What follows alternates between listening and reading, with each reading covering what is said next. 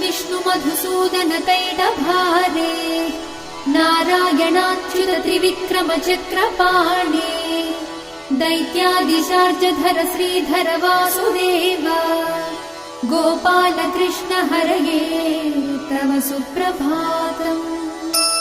श्री रुक्मिणी सभवनास हरे मुरारे राधेश गोपसि स्वरूप भृगादि वन्द्या श्रीद्वारकाश्रय विकुण्ठपते भुवनैकमूर्ते गोपाल देव हरये तव सुप्रभातम्।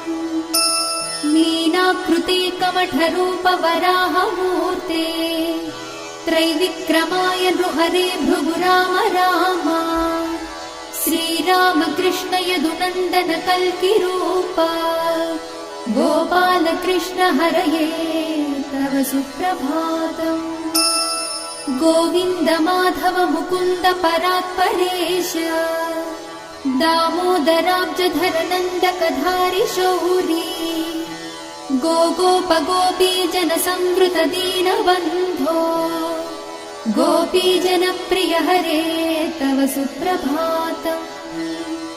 क्षीरा